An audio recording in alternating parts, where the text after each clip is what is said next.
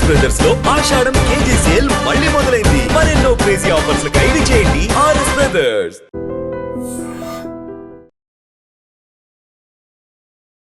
కోనసీమ జిల్లాలో దారుణమైన ఘటన వెలుగు చూసింది.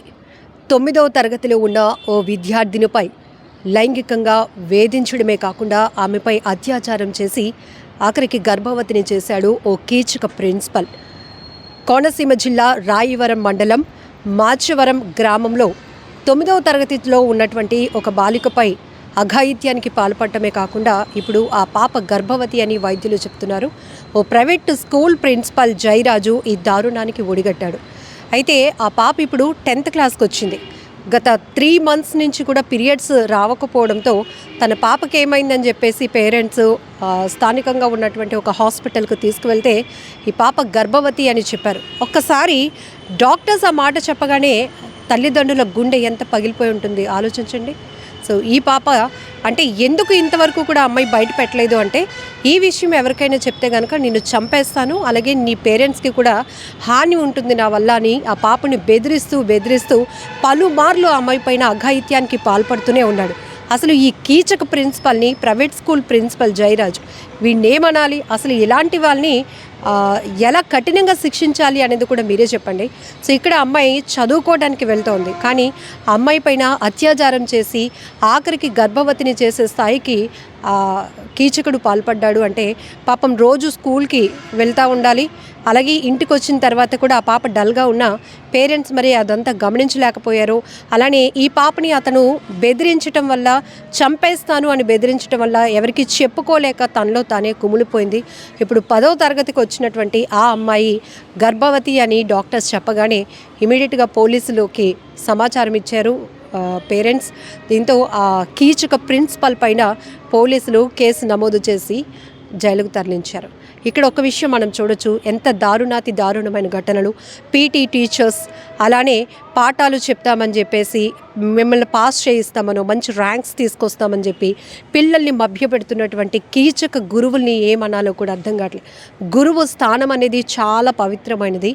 దేవుడి తర్వాత మనం తొలి ప్రాధాన్యత, తొలి ప్రయారిటీ కూడా గురువుకే ఇస్తాం. గురువుల్ని మనం గౌరవించాలి అనేది చిన్నప్పటి నుంచి మనం నేర్చుకుంటూ వస్తున్నటువంటి పాఠాలు కావచ్చు, మాటలు కావచ్చు.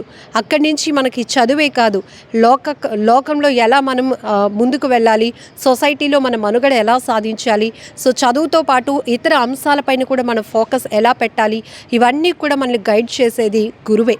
తల్లి తండ్రిని కూడా మనం ఎలా గౌరవించాలి అనేది చెప్పేది కూడా గురువే. అంతటి పవిత్రమైన స్థానంలో ఉండేటువంటి కొంతమంది గురువులు కీచకులుగా మారిపోతున్నారు. పిల్లలపైనే కన్నేస్తున్నారు. కామ వాంఛలు తీర్చుకోవటానికి పిల్లల్ని బలి చేస్తున్నారు. ఇక్కడ విద్యార్థి దశ అంటేనే వాళ్ళు పూర్తిగా ఏం తెలీదు, పెద్దగా నాలెడ్జ్ కూడా ఉండదు. ఇంటి నుంచి స్కూల్కి వెళ్ళామా, చదువుకున్నామా, బాగా చదవడానికి ప్రయత్నిస్తున్నామా, కాసేపు ఆడుకున్నామా, ఫ్రెండ్స్తో సరదాగా మాట్లాడుకున్నామా, ఇంటికి తిరిగి వచ్చేసామా, సెలవులు ఇస్తే ఎక్కడికైనా అమ్మమ్మ వాళ్ళ ఊరో లేకపోతే బయట ప్రదేశాలకు వెళ్తామా, ఇదే వాళ్ళ మైండ్లో ఉన్నటువంటి షెడ్యూల్స్. అలాంటిది అభం శుభం తెలియలేనటువంటి విద్యార్థుల పైన ఇలాంటి కీచకులు, దుర్మార్గులు, వీణేమనాలో కూడా అర్థం కావటం లేదు, ఇలా రాక్షసత్వంతో ప్రవర్తించి వారిపై అఘాయిత్యాలకు పాల్పడి అత్యాచారాలు చేస్తే వాళ్ళు ఎవరికి చెప్పుకోగలుగుతారు?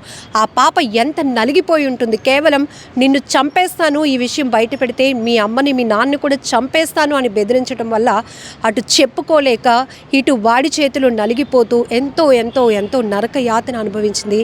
ఆఖరికి సో ఋతుస్రావం అనేది మనకు తెలుసు, జనరల్గా ప్రతి అమ్మాయి దశలో ఎలాంటి మార్పులు వస్తాయో ఈ విషయంలోనే ఒక్కసారిగా అమ్మాయికి 3 months నుంచి పీరియడ్స్ ఆగిపోవడం వల్ల ఈ ఏజ్లో ఏంటి ఇలా జరుగుతోందని పేరెంట్స్ డాక్టర్ దగ్గరికి తీసుకువెళ్ళగానే మీ అమ్మాయి గర్భవతి అని చెప్పారు. ఆ మాట వినగానే ఆ తల్లిదండ్రులకు గుండెలు పగిలిపోయాయి. ఆ పాప ఎంత రోధించి ఉంటుంది. తను ఇప్పుడు 10th క్లాస్, మంచి ర్యాంక్ తెచ్చుకోవాలి, నెక్స్ట్ ఇంకా నాకు చాలా ఫ్యూచర్ ఉంది, నెక్స్ట్ ఏ కాలేజ్కి వెళ్ళాలి, లేకపోతే ఏం చదవాలి, ఇలా తన ఫ్యూచర్ని డిజైన్ చేసుకోవాల్సినటువంటి ఒక అమ్మాయి భవిష్యత్తును అర్ధాంతరంగా చెడగొట్టాడు చేశాడు, చెరిపేశాడు అని చెప్పొచ్చు. ఈ కీచక ప్రిన్సిపల్కి ఎలాంటి శిక్ష వేస్తే బాగుంటుంది, ఇలాంటి వాళ్ళు ఇంకొకసారి ఇలాంటి ఘటనలు రిపీట్ కాకుండా ఉండాలి అంటే కూడా చట్టాల్లో కూడా చాలా మార్పులు రావాల్సిన అవసరం ఉంది. ఉన్న చట్టాలు కూడా ఎలా అమలు అవుతున్నాయి, ఇలాంటి క్షణికావేశం కావచ్చు, కామ కోరికల్లో కావచ్చు, హత్యలు, నేర ప్రవృత్తి కలిగిన వారిని ఎలా శిక్షిస్తున్నాయి కోర్టులు, న్యాయస్థానాలు, వాళ్ళకి ఎలాంటి ట్రీట్మెంట్ ఉంటుంది పోలీస్ స్టేషన్లో అనే విషయం కూడా బహిర్గతమైతే ఇంకొకరి తప్పు చేయడానికి కాస్త భయపడే పరిస్థితులు ఉంటాయేమో అనిపిస్తోంది. ఎందుకంటే ఇలాంటి ఘోరాలు జరిగినప్పుడు అవి బాగా ఫోకస్లోనికి వస్తున్నాయి, ఏం జరుగుతోంది. అందుకే మేము ఎప్పటికప్పుడు పోక్సో న్యాయస్థానం ఇలాంటి మైనర్ బాలికలపై కానీ, మహిళలపై అఘాయిత్యాలు, అత్యాచారాలకు పాల్పడిన వారిపై ఎలాంటి తీర్పులు ఇస్తుంది అని కూడా ఎప్పటికప్పుడు మేము పోక్సో పీపీ గారితో కూడా మాట్లాడిస్తూ ఎప్పటికప్పుడు అప్డేట్ చెప్తున్నాం. ఎందుకంటే 20 ఏళ్ళు జైలు శిక్ష పడింది ఆ కీచకుడికి, నేరస్తుడికి, లేకపోతే లైఫ్ అయింది. ఇలా తెలిసినప్పుడు అమ్మో ఒక్కసారి మనం ఇలాంటి దుర్బుద్ధితో వెళ్తే కనుక మన జీవితం నాశనం అయిపోతుంది అని ఒక భయమైన కొందరిలో కలుగుతుందనే ఉద్దేశంతో న్యాయస్థానాలు కూడా ఇలాంటి వాళ్ళకి ఎలాంటి తీర్పులు ఇస్తున్నాయి, ఎలాంటి శిక్ష వేస్తున్నాయి అనే విషయాన్ని కూడా మనం ఎప్పటికప్పుడు చెప్పే ప్రయత్నం చేస్తూ ఉన్నాం.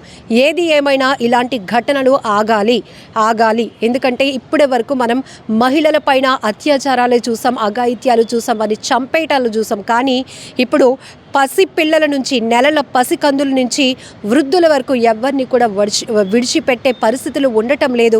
చాలా చోట్ల ప్రాంతాలు ఏదైనా కావచ్చు, జిల్లా, రాష్ట్రాలు ఎక్కడైనా కావచ్చు, స్కూల్కి వెళ్తున్న పిల్లల్ని కూడా టార్గెట్ చేస్తున్నారు. ఒంటరిగా వెళ్తే చాలు వెనక నుంచి వచ్చి వారిపైన అఘాయిత్యానికి పాల్పడుతున్నారు, కిడ్నాప్లు చేస్తున్నారు, చంపేసి అది దాచిపెట్టడానికి సినిమాటిక్లో ప్లాన్ చేస్తున్నారు.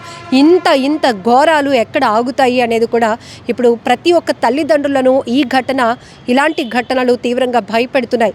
పిల్లల్ని బయటకు పంపించవచ్చా లేదా, ఆడపిల్లల్ని చదివించాలా, బయటకు పంపించి చదివించుకోగలుగుతామా, ఇలాంటి ఎన్నో ప్రశ్నలు ప్రతి ఒక్కరిని కదిలించి వేస్తున్నాయి. మరి ఇలాంటి ఘటనలు ఆగాలంటే, ఇలాంటి దుర్మార్గుల్ని శిక్షించాలంటే ఎలాంటి శిక్షలు అమలు చేయాలి, మీరేమనుకుంటున్నారో కూడా కామెంట్ బాక్స్లో మెన్షన్ చేయండి.